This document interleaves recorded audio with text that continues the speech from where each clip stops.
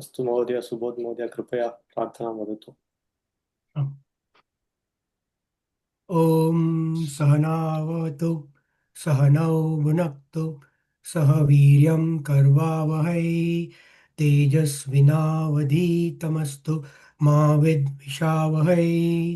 ॐ शान्ति शान्ति शान्तिः। हरि ओं श्री गुरुभ्यो नमः। हरि ओम्। भगवद्गीतायाम् एकं श्लोकं पठित्वा वर्गस्य आरम्भं कुर्मः। तत्र त्रयोदशः श्लोकः पठनीयः इति मन्ये, तथा खलु? कोऽपि स्मरति वा?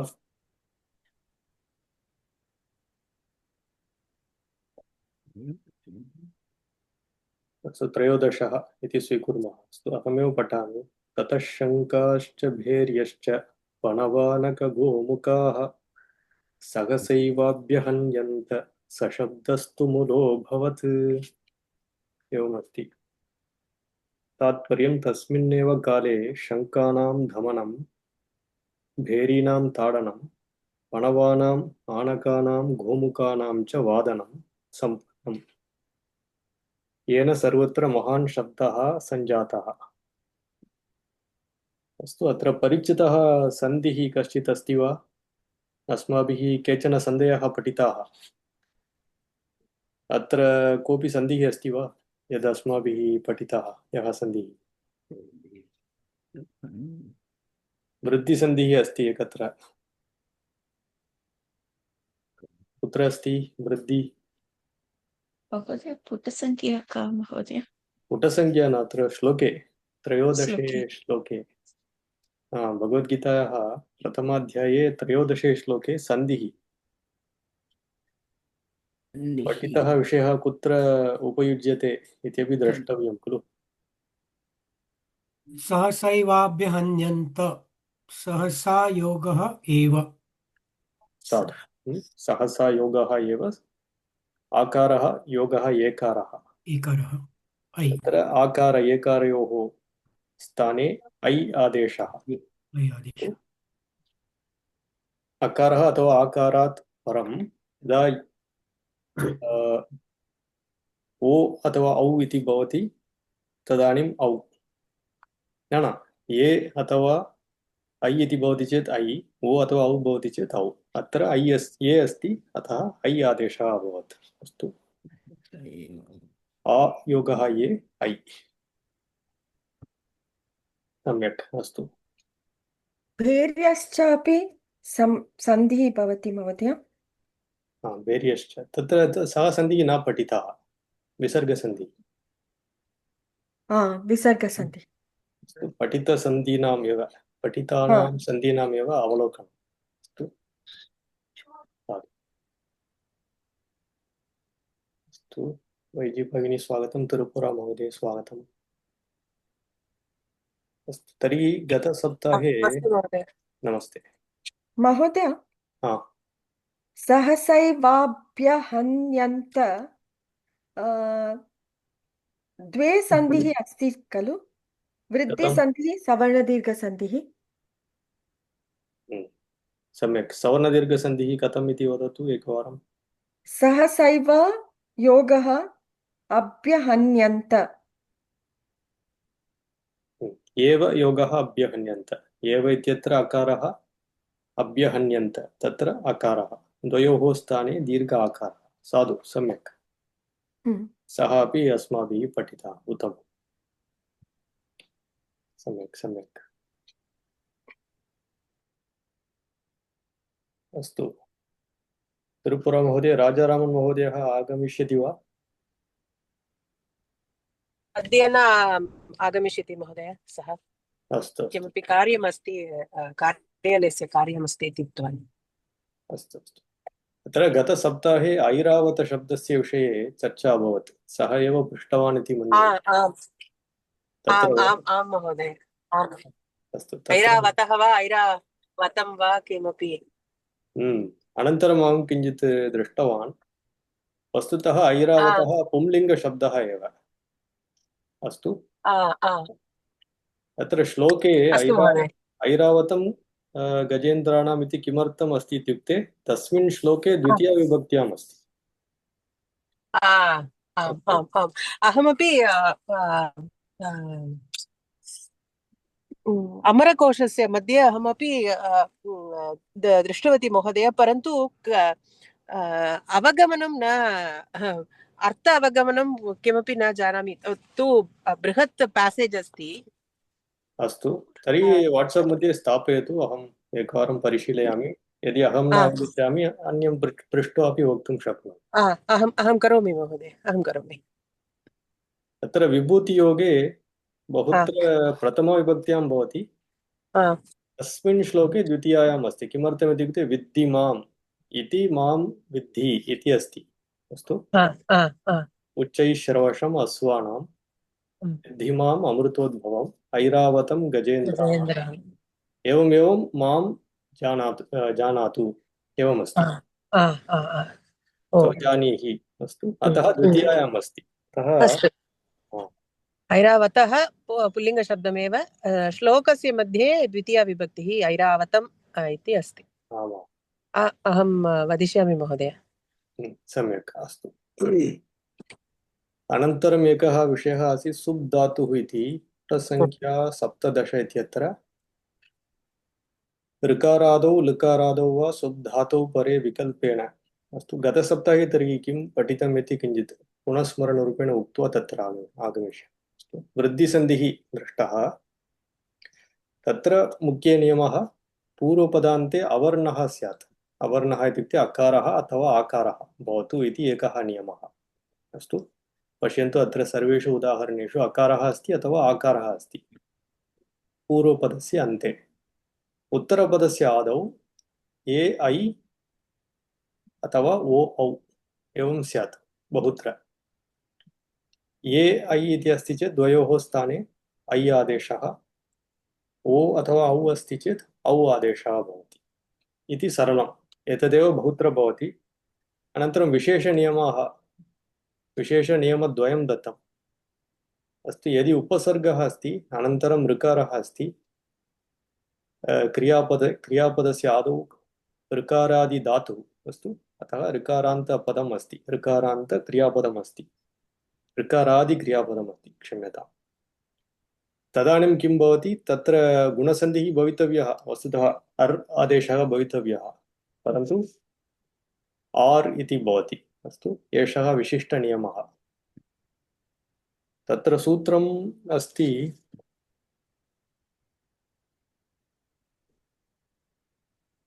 लिखितवान्,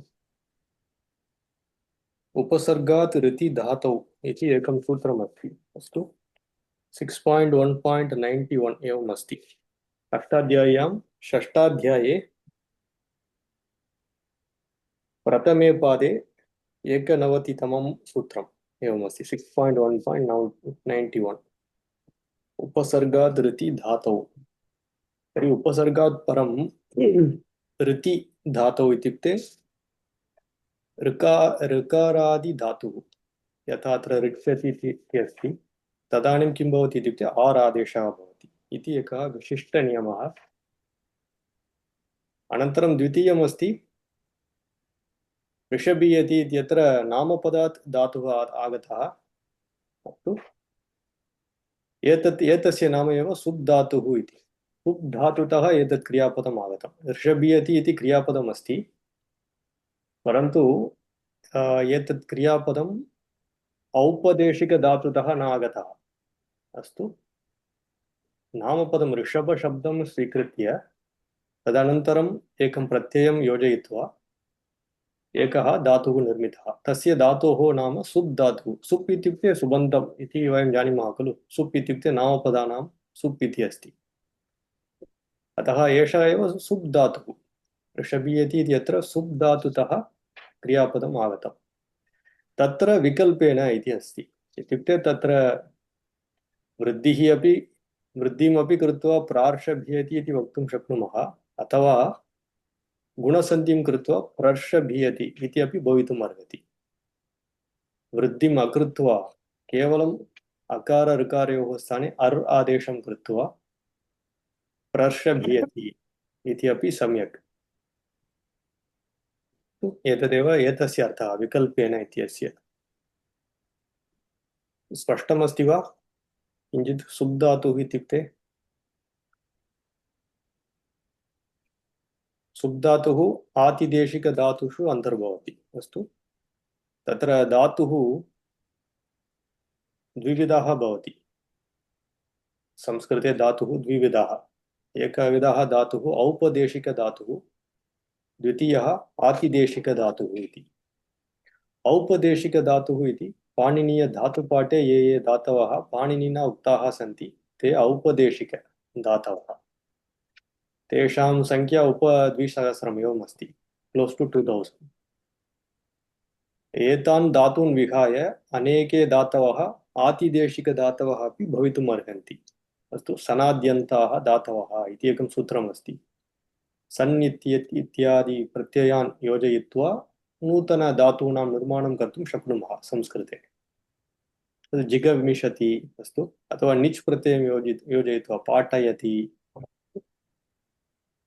एतादृशानि रूपाणि आतिदेशिकधातुतः आगच्छन्ति। तत्र एव ऋषभ्यति इत्यपि अन्तर्भवति।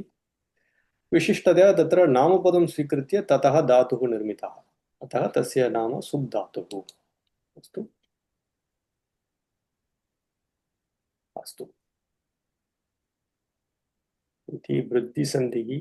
प्रश्नः अस्ति वा कस्यचित्?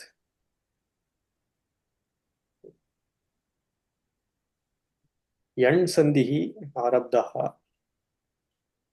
तत्र सूत्रम् इको यनचि इति प्रसिद्धं सूत्रमस्ति। अस्तु, प्रायः यत्र यत्र ये ये व्याकरणं पठन्ति तेषां कृते प्रायः सर्वप्रथमम् एतत् सूत्रं पाठ्यते सन्धिपाठे, इको यनचि इति। अस्तु, प्रसिद्धं सूत्रमस्ति। इको यनचि इत्यस्य कः अर्थः इत्युक्ते इक् इकः यन् अचि इति तत्र त्रीणि पदानि सन्ति। अस्तु, इक् इति एकः प्रत्याहारः। इक् प्रत्याहारे के वर्णाः अन्तर्भवन्ति माहेश्वरसूत्रानुसारं भवन्तः जानन्ति एव। इक् इत्युक्ते के वर्णाः भवन्ति? ऐ उन् ऋलक्। तत्र अकारं विहाय अस्तु अस्तु अकारः न भवति, अतः इक् इत्युक्ते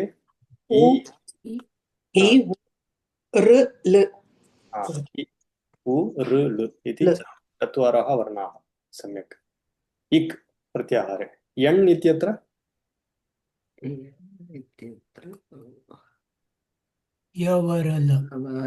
यवरल। अस्तु, चत्वारि चत्वारः वर्णाः, चत्वारः वर्णाः। ततः तेषां स्थाने एते वर्णाः, इकः स्थाने यण् आदेशः भवति। कदा भवति? अचि परे। अच् इत्युक्ते किम्? अच् इत्यत्र के वर्णाः? सर्वे स्वराः। सर्वे स्वराः। अस्तु, एवमस्ति। तदेव अत्र अस्ति। अस्तु, तत्र अपवादाः भवन्ति। अच् इत्युक्ते तत्र इ इत्यस्मात् परम् इ एव अस्ति चेत् सवर्णदीर्घसन्धिः भवति। तत्र यण् सन्धिः न करणीयः। यद्यपि पूर्वपदस्य आदौ विद्यमानः इकारः अच् इत्यत्र अन्तर्भवति, तत्र इको यणचि न कार्यं करोति। अस्तु, अकः सवर्णे दीर्घः। अस्तु, सवर्णदीर्घसन्धिः भवति। अस्तु अस्तु, इदानीम् इकारस्य स्थाने यकारव्यञ्जनम्, उकारस्य स्थाने वकारव्यञ्जनं, ऋकारस्य स्थाने रेपः, लकारस्य स्थाने लकारः, एवम् आदेशः भवति। अस्तु, यत्पर्यन्तं कृतं गतसप्ताहे कोऽपि स्मरति वा? मया एव लेखनीयम्, अङ्कनीयम् इतः परम्।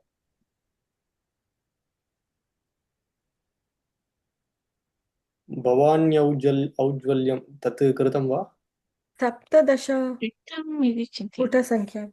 17 वा? आम् आं महोदय, भवानी औज्जल्यं कृतवन्तः इति। कृतवन्तः। तर्हि 18 समाप्तम्। आम् आं महोदय। 19 करणीयं वा? 19। आम् आम्। अस्तु, समीचीनं।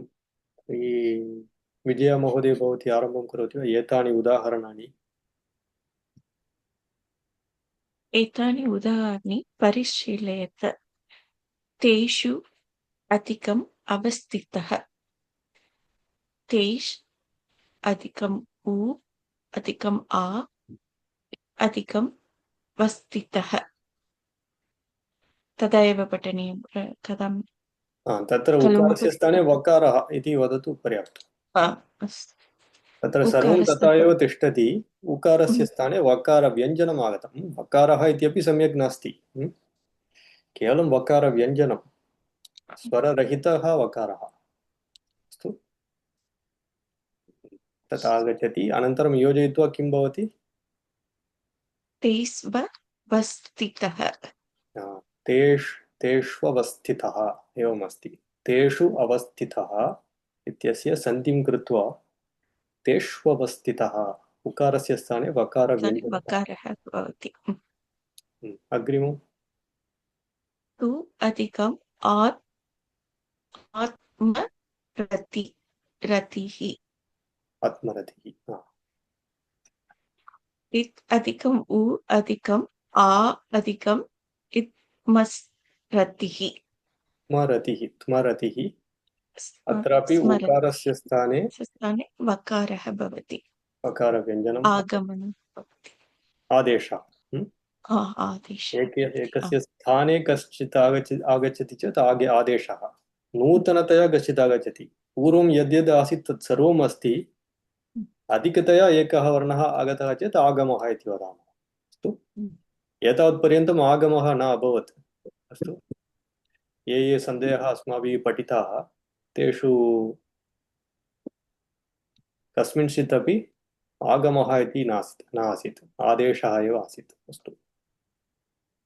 अस्तु त्वात्मरतिः इति अस्तु सन्धिं कृत्वा त्वात्मरतिः उकारस्य स्थाने वकारव्यञ्जनम् आगतम् आत्मरतिः इत्युक्ते आत्मनि एव यः रमते आत्मनि एव यः आनन्दम् अनुभवति इत्युक्ते ज्ञानिनः विषये अस्ति अस्तु ज्ञानी तथा अस्ति आत्मरतिः भवति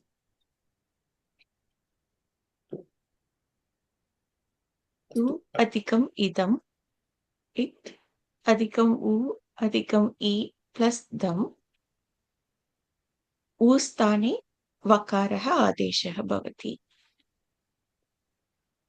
द्विदम् इति भवति त्विदम् अस्तु सम्यक् अग्रिमत्रयं वैजी भगिनी पठति वा सञ्जय महोदय स्वागतम् आं महोदय महोदय तेषु योगः ईप्सितः तेषु योगः उ योगः ई योगः प्सितः तेष् योगः व योगः ई योगः प्सितः तेष्वीप्सितः उकारस्य स्थाने व व्यञ्जनम् आदेशः रूपेण आगच्छति सम्यक् ईप्सितः इत्युक्ते अर्थम् अवगच्छति वा ईप्सा इत्युक्ते इच्छा एव अस्तु ईप्सितः इत्युक्ते इष्टः something that is desired अग्रिमम् तु योगः एव त योगः उ योगः ए योगः व त योगः व योगः ए योगः व त्वेव इति भवति उकारस्य स्थाने वकारस्य व्यञ्जनम् आदेशरूपेण आगच्छति उकारव्यञ्जनं सम्यक् त्वेव अग्रिमं त्वेव तासु योगः ऐक्यं तास् योगः उ योगः ऐ योगः क्यं तास् योगः व योगः ऐ योगः क्यं तास् वैक्यं भवति अस्तु तासु इत्यत्र विवरणं किं पदस्य का विभक्तिः किं वचनं तासु सप्तमी बहुवचनम् अस्ति महोदय प्रातिपदिकं तास् तास् इति किं प्रातिपदिकमस्ति न नास्ति तत् शब्दः सः लकारान्तः तत् शब्दः तत् स्त्रीलिङ्गः तत् शब्दः सा ते ताः अस्तु अस्तु तत् शब्दः अस्तु अस्तु सम्यक् अग्रे कविता महोदय अग्रे अस्तु महोदय। कटुः योगः औषधं कटु एव अस्ति अस्तु कटुः इति नास्ति सारी महोदय। कटु योगः औषधं कटु योगः उ कट् योगः उ कट् योगः उ औ योगः शदं कट् योगः उ योगः औ योगः शदं कट् औषधं उकार कट् वौषधम् कट् औषधम् अस्तु कट् औषधम् उकारस्थाने वकारः आगतः आदेशः वकारस्य आदेशः अस्तु वकारस्य आदेशः कटुः इति पदम् अस्ति परन्तु अत्र कटुः इति अस्ति चेत् विसर्गसन्धिः एव भवितुम् अर्हति अस्तु आं महोदय स्वरसन्धिः भवितुं नार्हति अस्तु कट् औषधम् अस्तु कट् औषधम् अस्तु महोदय वधु ऐश्वर्यं वधु योगः ऐश्वर्यं वद् योगः उ योगः ऐ योगः शौर्यं श्वर्यं वद् योगः उ योगः ऐ योगः श्वर्यं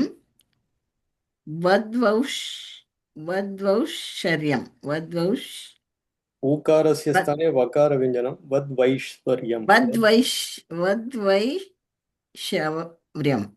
अस्तु किञ्चित् टङ्ग् ट्विस्टर् इव अस्ति वद्वैश्वर्यम् अस्तु वधु योगः ऐश्वर्यं वद्वैश्वर्यं अस्तु सरयु योगः योधः ओदः सरयु योगः ओगः सरयु योगः ओदः सरै योगः उ योगः ओ योगः गः सरै योगः उ योगः ओ योगः गः सरयोदः सरैवोगः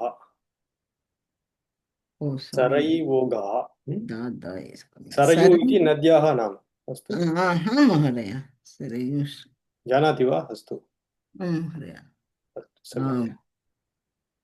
सरयु नदी कुत्र आगच्छति अयोध्या महोदय सम्यक् रामायणे अस्ति साधु रामायणे सम्यक् सरयु योगः ओगः इति करेंट फ्लड एवम् अस्ति अनन्तरं कटु इत्युक्ते पञ्जण्ट् टेस्ट् पञ्जण्ट् अन्यानि पदानि सरलाणि इति मन्ये अस्तु योगः इत्युक्ते किं महोदय अर्थं योगः इत्युक्ते प्लस् सिम्बल् प्लस् इति अस्ति खलु तस्य संस्कृते योगः इति प्लस् ओके सिम्बल् प्लस् इति वक्तव्ये तत्र तस्मिन् स्थाने योगः इति प्लस् आङ्ग्लभाषा अस्ति खलु महोदय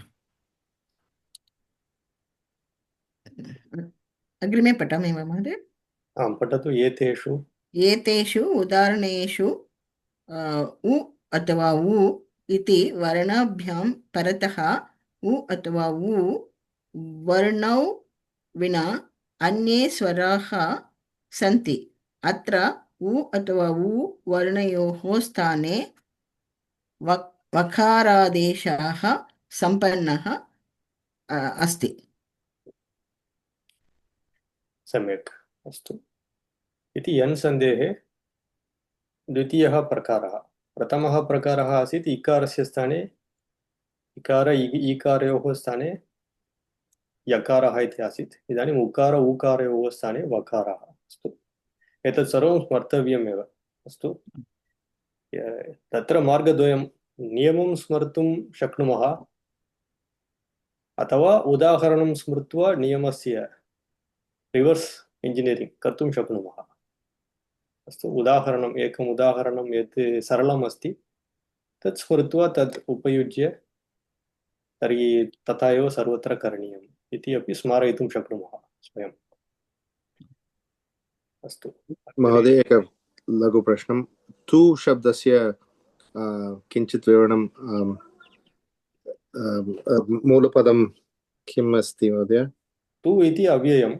अव्ययं वा? अस्तु अव्ययं तत्र सन्दर्भम् अनुसृत्य तस्य अर्थः। अस्तु इन् कान्ट्रास्ट् एवं भवति सामान्यतया। अस्तु यस्तु आत्मरतिरेव स्यात् श्लोके आगच्छति भगवद्गीतायां। यस्तु यः तु आत्मरतिः अस्ति इत्युक्ते in contrast the one who is आत्मरति for him then the matter goes on.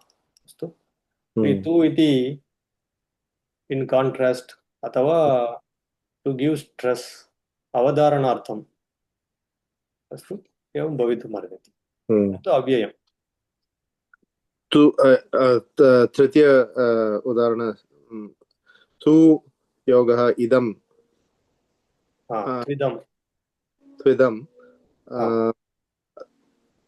तत् अर्थं तु इदं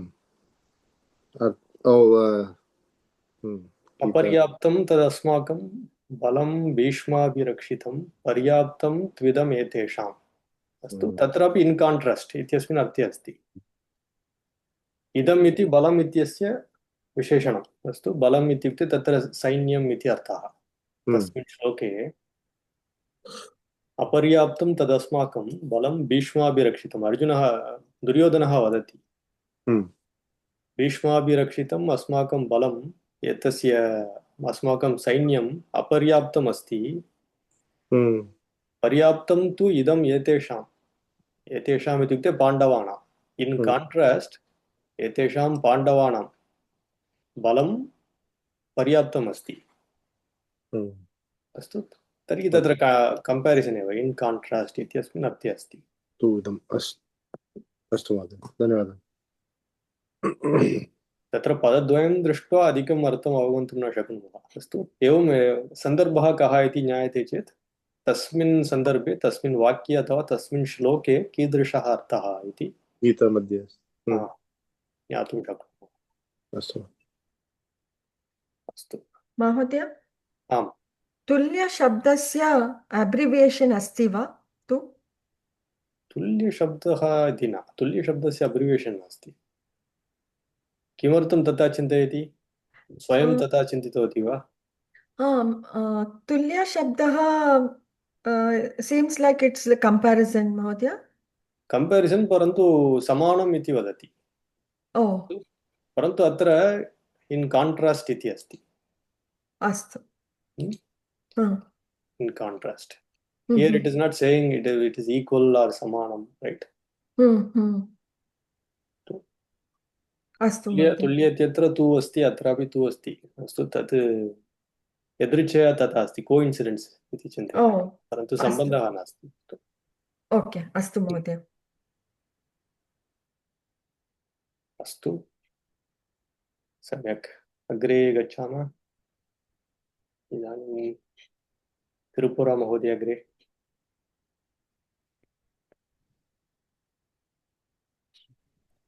महोदय एतानि उदाहरणानि परिशीलयत।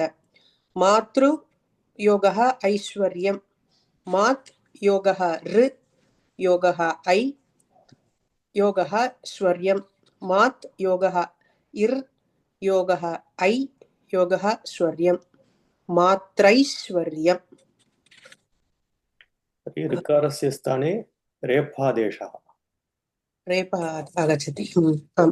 रकारः इति न वदामः। अस्तु रेफः इति वदामः इति सम्प्रदायः। तथा एव अभ्यासं भवतु। रकारः इति मा वदतु। रेफः ह इति द्वितीयः पकारः। रेफः रेफः रेफः। अस्तु महोदय। पितृ योगः ओजः पित् योगः ऋ योगः ओ योगः जः पित् योगः रेफः योगः ओ योगः जः पित्रोजः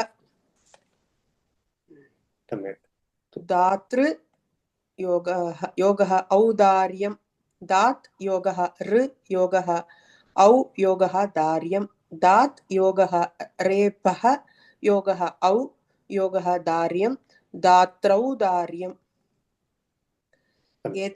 औदार्यम् इत्युक्ते उदारगुणं जनरल उदारस्य भावः औदार्यं ओजः महोदय पितृ ओजः इत्युक्ते ओजः इत्युक्ते प्रकाशः इति वक्तुं शक्नुमः लैट् स्प्लेण्डर् विरैलिटी एवं भिन्न अर्थाः सन्ति प्रकाशः इति चिन्तयतु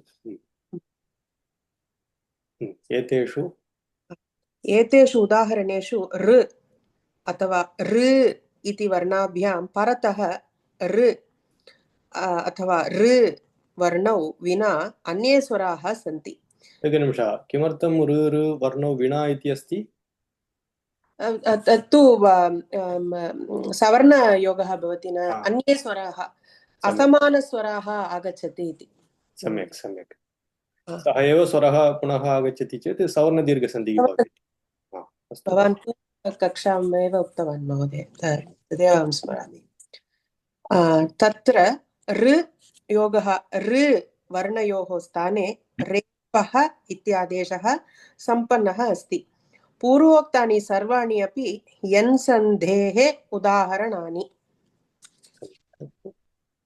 प्रश्नः अस्ति वा अस्मिन् पुटे न महोदय नमस्कारः महोदय नमस्ते क्षम्यतां विलम्बे आगवते नास्ति महोदय प्रकारः वर्णौ विना सवर्णदीर्घसन्धि इति उक्तवान् एकवारं पुनः वदतु महोदय पश्यतु अत्र नियमः तथा उक्तः पूर्वपदान्ते ऋकारः पुनः उत्तरपदस्य आदौ ऋकार ऋकारवर्णौ विना अन्ये स्वराः भवन्ति चेदेव यण् सन्धिः भवितुम् अर्हति इति उक्तम् अस्तु किमर्थं ऋकारौ विना इति किमर्थम् उक्तम् इत्युक्ते पुनः समानवर्णः अस्ति चेत् सवर्णदीर्घसन्धिः भवेत् यण् सन्धिः न भवेत्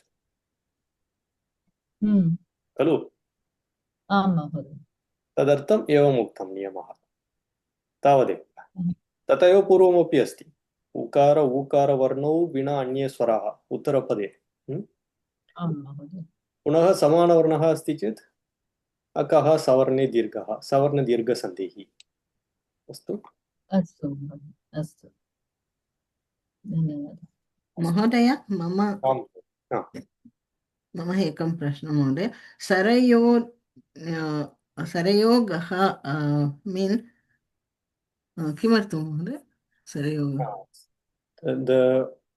the flood of Sarayu river अथवा the water current of Sarayu river इति अर्थः ओगः इति फ्लड् इति उक्तवान् खलु वाटर् करण्ट् फ्लड् एवं भिन्न अर्थाः सन्ति सरयु इति नद्याः नाम भवती जानाति एव तत्र वस्तुतः समासं कृतवन्तः सरैवोगः इत्युक्ते सरैवाः ओगः सरैवोगः एवं भवति the फ्लड् of Saryu river सरैवोगः Saryu नद्याम् अधिकं जलं प्रवहति इति चिन्तयतु तदानीं किं भवति सरैवोगः तत्र दृश्यते अस्तु अस्तु संजय महोदय महोदय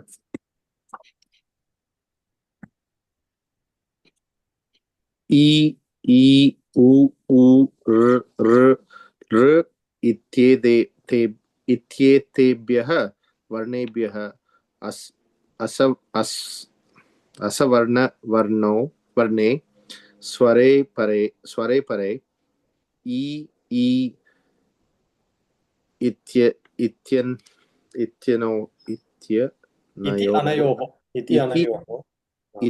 अनयोः स्थाने यकारः उ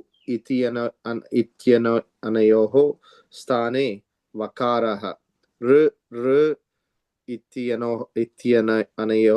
अनयोः स्थाने रेपः ऋकारस्य स्थाने लकारश्च आदेशो भवति एतस्य नाम लृ न लृ ल there is no r sound लृ इति स्वरः खलु लृ इति एकम् अस्ति लृट् लकारः तत्र लकारः ऋकारः अस्तु तयोः गुणिताक्षरम् अस्ति लेखितुम् एतदेव वा लेखितुं किञ्चित् भिन्नं भवति प्रायः they didn't have a font they have written like lृ only so it has to be written slightly differently अस्तु प्रायः पुस्तकस्य आरम्भे सम्यक् लिखितवन्तः इति मन्ये एतत् पुटसङ्ख्या एकनिमिषं भवन्तः स्वयमेव पश्यन्तु पुस्तकस्य आरम्भे तत्र प्रथमे पाठे आसीत् खलु तत्र सम्यक् लिखितम् इति मन्ये तत्रापि तथा एव लिखितवन्तः किं 4 एव महोदय पुटसङ्ख्या 4 आमां तत्रापि लृ इत्येव लिखितवन्तः एतदेव अस्ति प्रायः फाण्ट् न लब्धम् परन्तु किञ्चित् भिन्नं भवति महोदय अस्तु it will be like somewhat like it will look like a U almost U it looks like a horizontal U or C it looks like a C right oh yes अस्तु पूर्णतया नास्ति the Lu will look like somewhat like a U somewhat अस्तु इ उ ऋ ऋ कथं वदनीयं महोदय ल ल योगः असवर्णस्वरः भवति य व र ल योगः असवर्णस्वरः सम्यक् अस्तु अग्रे यण् इति यण् इति प्रत्याहारः यण् इति प्रत्याहारः तेन प्रत्याहारः इति वयं पठितवन्तः प्रथमे पाठे माहेश्वरसूत्राणि उपयुज्य अनेकाः प्रत्याहाराः निर्मीयन्ते तेषु एकः अस्तु तेन य व र ल इत्येतेषां व्यञ्जनानां ग्रहणं भवति यणः आदेशः भवन्ति इत्यतः अयं यणः आदेशाः भवन्ति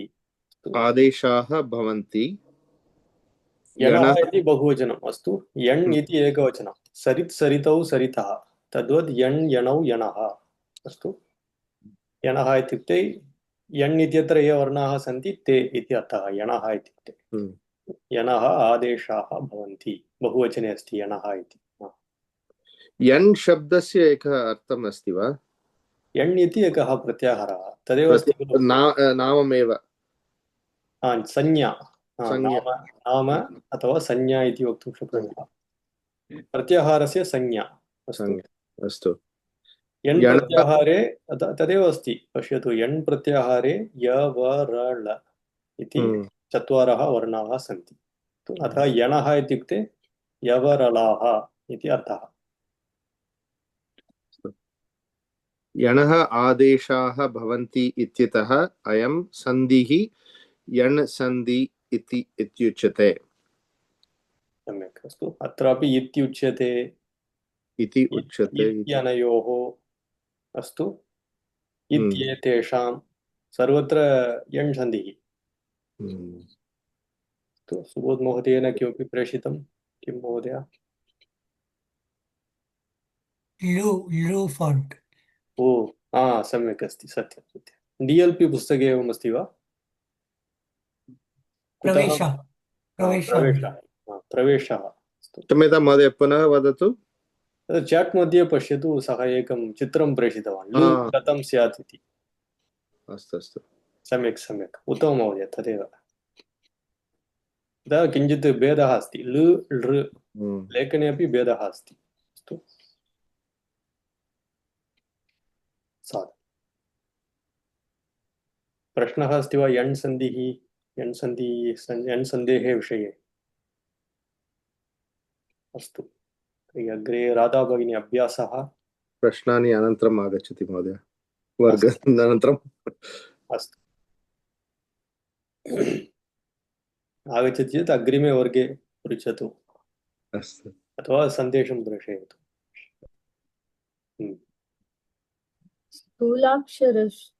स्थूलाक्षरेषु पदेषु सन्धिच्छेदं कुरुत परामत्मा तत्र मुद्रणदोषः परमात्मा इति भवेत् सम्यक् पठति भवती परमात्मा इत्युदाहृतः परमात्मा इत्युदाहृतः इत्येव स्थूलाक्षरैः लिखितं तत्र सन्धिविच्छेदं करणीयम् सन्धि आं महोदय इति उदाहृतः इति योगः उदाहृतः सम्यक् इकारस्य स्थाने यकार व्यञ्जनम् आगतम् उदाहृतः इत्युक्ते उक्तः इति अर्थः परमात्मा इति उक्तः अस्तु अग्रे श्लोकः पठनीयं महोदय श्लोकं त्यजामः स्वयमेव पठन्तु इति गतसप्ताहे निर्णयः स्वीकृतः यतः किञ्चित् वेगेन पठामः अभ्यासार्थं श्लोकः अवश्यं पठनीयः श्लोकपठनम् अस्माकं श्रेयसे उत्तममेव परन्तु स्वयं गृहपाठत्वेन सर्वैः करणीयम् अस्तु नो चेत् पुस्तकसमाप्तिः दीर्घकालं भवति अस्तु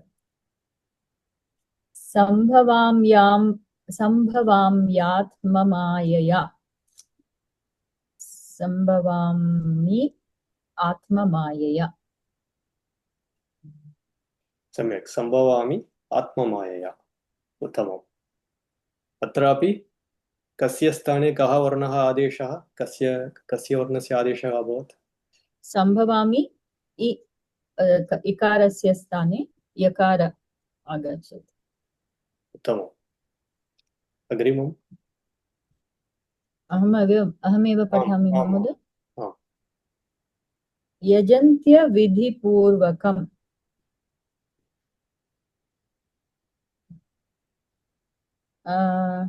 यजन्ति विधिपूर्वकम् दोषः चिन्तयतु तत्र स्वरसन्धिः इदानीं पूर्वपदान्ते उत्तरपदस्य आदौ उभयत्र स्वरः स्यात् विधिपूर्वकम् इत्युक्ते व्यञ्जनम् अस्ति महोदय अत्र किं यण् सन्धि नास्ति यण् सन्धिः अस्ति विधि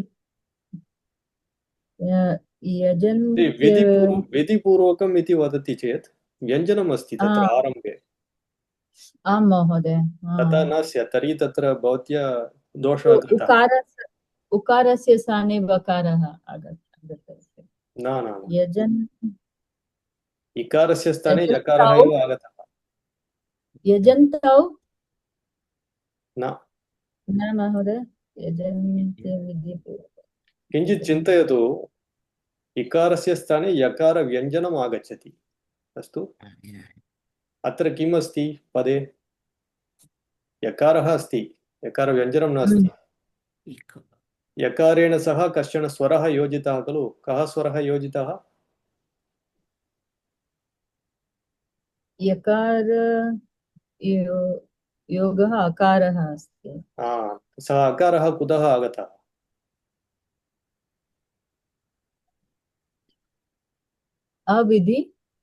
अविधिपूर्वकम् इति तत्र अस्तु यजन्ति अविधिपूर्वकम् इति सन्धिविच्छेदः भवति अस्तु एतादृशाः दोषाः एव भवन्ति प्रौढवर्गेषु अपि। अस्तु, पुनः एकवारं वदतु महोदय कुतः आगतः महोदय अकारः? अकारः उत्तरपदस्य आदौ अस्ति। पश्यन्तु, पूर्वस्मिन् पुटे पश्यन्तु, सर्वदा अत्र एकादेशः नास्ति।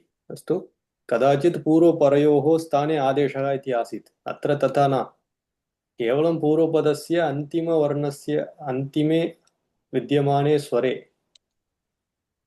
तत्रैव। अस्तु, पूर्वपदस्य अन्ते विद्यमानस्य स्वरस्य स्थाने एव आदेशः।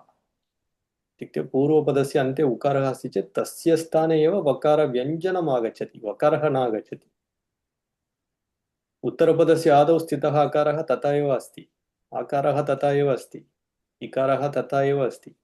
अस्तु, अनन्तरं यदा योजनं कुर्मः, आदेशात् अनन्तरं योजनं कुर्मः, तदानीं गुणिताक्षरं भवति। अस्तु,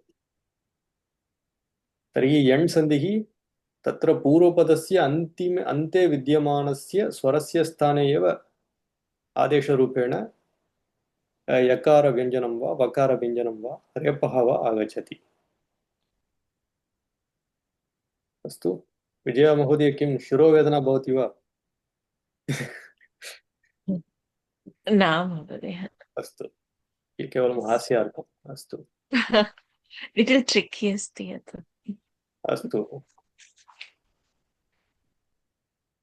यजन्ति अविधिपूर्वकम्। अस्तु, यजन्ति इति अपि आर्षप्रयोगः इति वदामः। अस्तु, यजते, यजेते, यजन्ते इति एव भवन्ति। अस्तु, पाणिनीयव्याकरणे यजन्ति इति भगवद्गीतायाम् आर्षप्रयोगः। आर्ष इत्युक्ते ऋषेः प्रयोगः, आर्षप्रयोगः। व्यासमहर्षिः, व्यासऋषिः एवं कृतवान्, अतः दोषः नास्ति। आर्षप्रयोगः यजन्ति। अस्तु अस्तु, अग्रे इदानीं सुबोध महोदय अग्रे। अस्तु महोदय। दुःखेष्वनुद्विग्नमना मनाः। विघ्नमनाः दुःखेष्वनुद्विग्नमनाः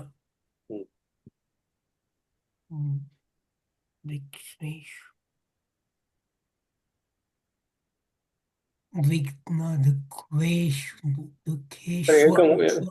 एकम् उपायं वदामि महोदय। व अस्ति चेत् सम्यक्, तदेव चिन्तनीयं।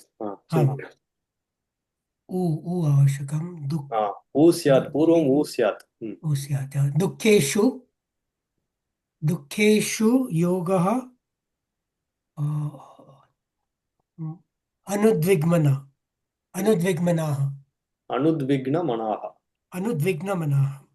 दुःखेषु योगः अनुद्विग्नमनाः। सम्यक्, यथा भवान् चिन्तितवान् तथा एव चिन्तनीयम्। अस्तु, वकारः अस्ति अथवा यकारः अस्ति चेत् तर्हि तत्र चिन्तनीयं, यदि तत्र यन् सन्धिः जातः वा, यकारः अस्ति चेत् पूर्वं तत्र इकारः स्यात्, वकारः अस्ति चेत् तत्र पूर्वम् उकारः स्यात्। अस्तु, रेपः आगतः चेत् पूर्वं तत्र ऋकारः स्यात्। एवम् ऊहां कर्तुं शक्नुमः। तथा अस्ति वा, तादृशं पदम् अस्ति वा इति चिन्तनीयम्। अनुद्विग्नमनाः इत्युक्ते यः शान्तः अस्ति इति अर्थः। अनुद्विग्नमनाः, उद्विग्नमनाः इत्युक्ते अजिटेटेड् मैण्ड्। अनुद्विग्नमनाः इत्युक्ते विघ्नमनाः न, दुःखेषु अपि सः शान्तः अस्ति। स्थितप्रज्ञस्य लक्षणम् एव। अस्तु, अग्रे।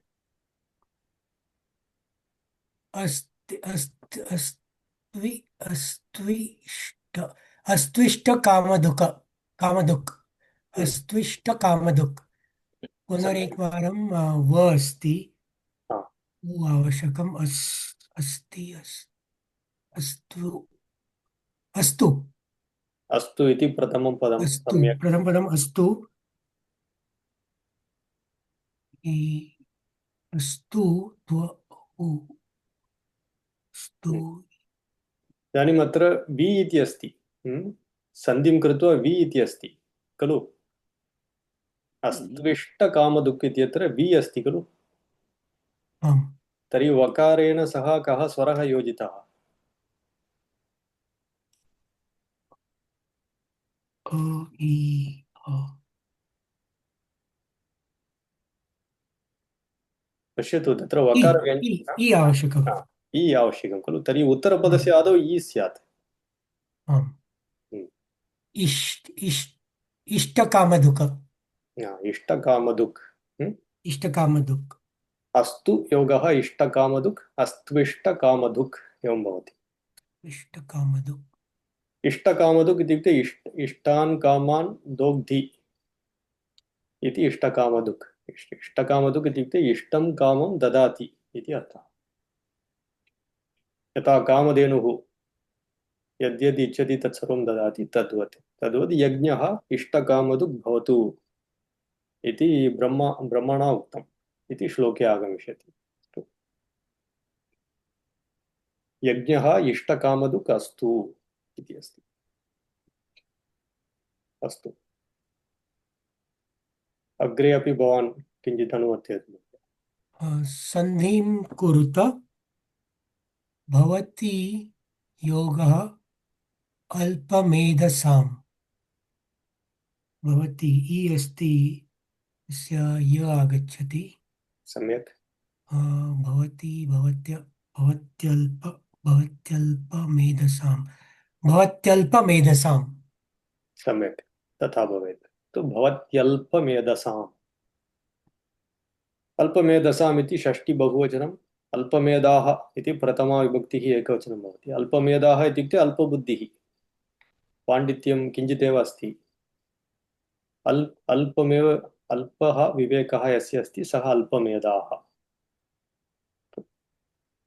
महोदय तमिळ् भाषा मध्ये अल्पं उक्तवन्तः खलु महोदय समानार्थं वा महोदय अल्पम् इत्युक्ते किञ्चित् इति अर्थः संस्कृते अस्तु तमिळ् भाषायां किञ्चित् परिहासेन तथा वदन्ति इति मन्ये खलु तमिळ् भाषायां किञ्चित् भिन्न अर्थः इति मन्ये संस्कृते तत्र परिहासः नास्ति अल्पशब्दस्य किञ्चित् अर्थं किञ्चित् தமிழ் அல்பமா இருக்கான் அப்படினா like he is not spending much he is miser like something like that भिन्न भिन्न अर्थाः सन्ति परन्तु संस्कृत समान अर्थः इति नास्ति किञ्चित् एव समान अर्थः अस्ति अस्तु तस्य वेरी वेरी लिटिल माइंडेड इति वक्तुं शक्नुमः तमिळ् भाषायामपि न्यूनमति महोदय न्यूनम् इति संस्कृते अर्थः पारिहास्यम् अत्र नास्ति अल्पभाग्यम् इत्युक्ते अल्पभाग्या मन्दभाग्या एवं भवति किञ्चिदेव भाग्यम् अस्ति इति अर्थः महोदय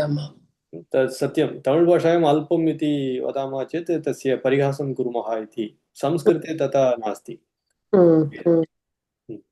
धन्यवादः महोदय सम्यक् अस्तु अग्रे वैजी भगिनी अथवा विजया महोदय एकैकं कुर्मः अस्तु अद्य 9:00 समापनीयम्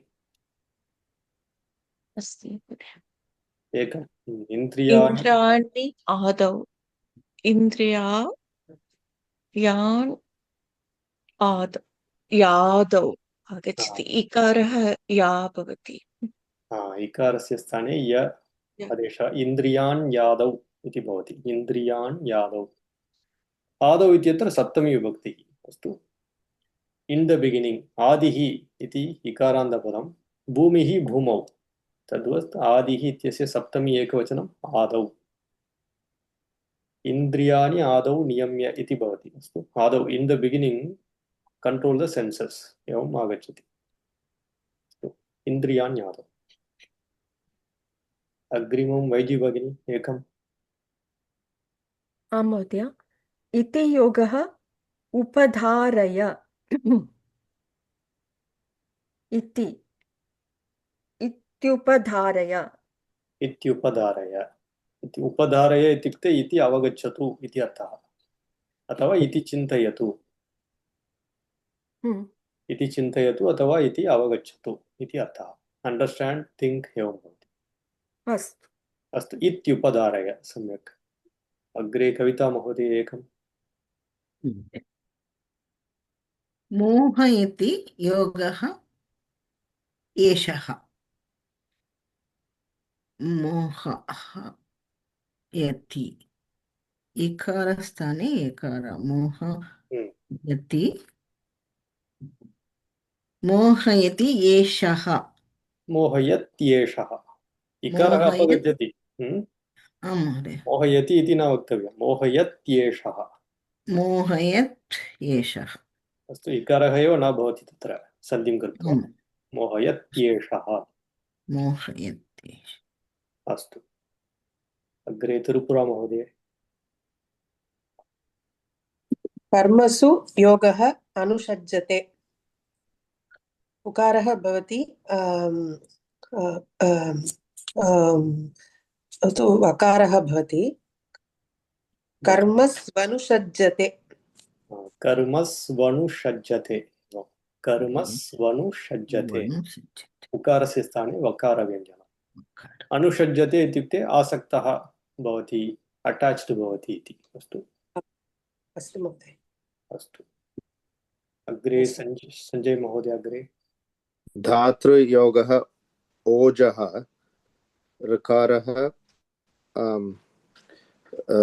रेपः भवति धात्रोजः दात न दात इत्युक्ते भवान् एकम् अकारं स्थापयति तकारात् परं दात्रोजः दात् इति भवति अनन्तरं ऋकारस्य स्थाने रेपः योगः ओकारः रो इति भवति दात्रोजः धाता इत्युक्ते सृष्टिकर्ता इति एकः अर्थः ब्रह्मा इति तर्हि ब्रह्मणः प्रकाशः इति स्वीकर्तुं शक्नुमः ओजः इति प्रकाशः वा प्रकाशः स्प्लेंडर् लैट् विरैलिटी एवम् अस्ति भिन्नभिन्न अर्थाः सन्ति अस्तु अग्रे राधा महोदय